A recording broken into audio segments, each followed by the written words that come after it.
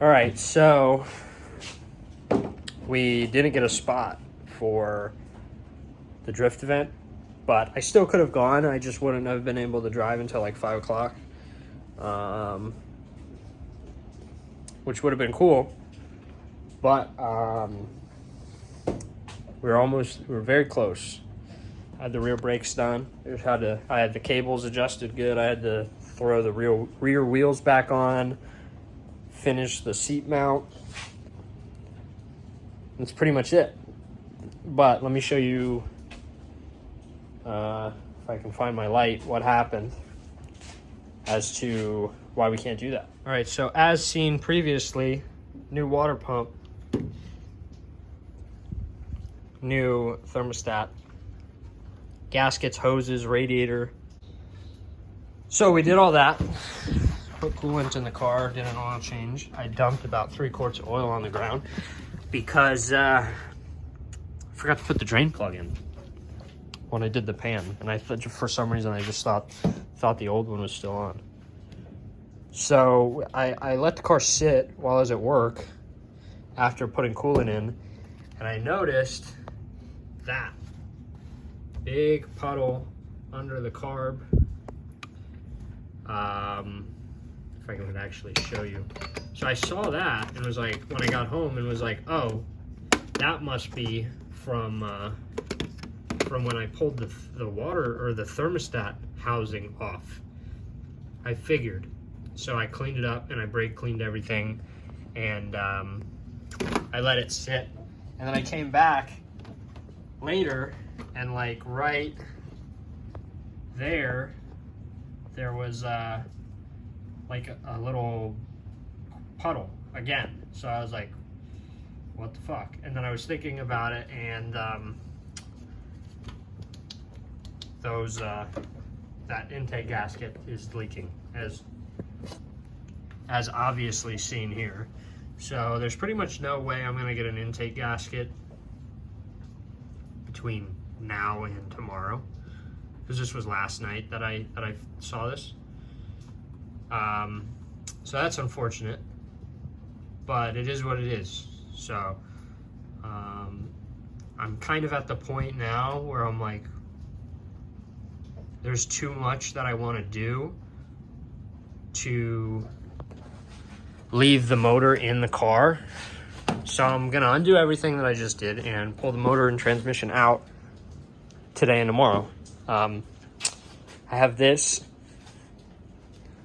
Weber side draft intake. So I want to use this, and I need a new intake gasket anyways. And I'm going to freeze plug those cooling passages, as a lot of people do when they do the emissions delete. Get rid of the shitty intake, probably hold on to the carb. Probably, I mean, I'll keep all that stuff, obviously, just to have like a backup just in case. But like, the motor's a mess. I hate the Beehive oil cooler. All the extra cooling lines, they gotta go. I want to do a big, like a nice front mount oil cooler. So the old master cylinder, when I did this one, I didn't paint it either. So now that raw metal is rusting. I have this catch can that needs to get installed. There's just a lot of stuff that needs to be done. It'd be so much easier to do with a nice clean engine bay, painted, you know, all one color, looking good.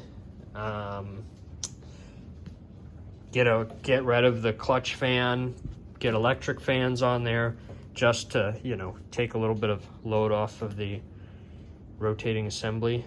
And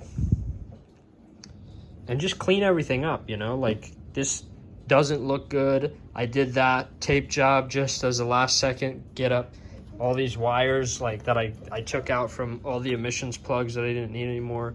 I just want to freshen everything up, and while I'm at it, rebuild the motor. It doesn't need a rebuild, but I want to port it. I want to attempt at porting it myself. So I want to attempt to do the porting myself. A little nervous about it. A little nervous to open the motor that already runs good and find out like the housings are wearing and like not good. I don't know if that would be the case since it runs good now, but I just kind of am trying to like prepare myself for oil. Just prepare myself for that possibility. And if that's the case, I'm gonna have to take some time trying to source other 12A housings, which is not gonna, I know it's not necessarily the easiest thing in the world to do, but I think I can do it. I don't think it's gonna be that bad to do like I don't know what port I'm gonna go with. I've seen a lot of like really cool semi-peripheral ports. I know everybody's like, oh, do a bridge port, but I don't know if that's the best way to go for what I'm doing. Gotta talk to some people about it, but I really just want to make the car nice. I want it to function well for what I want to do. Gives me time to put the cage in the car, get everything situated the way that I want it.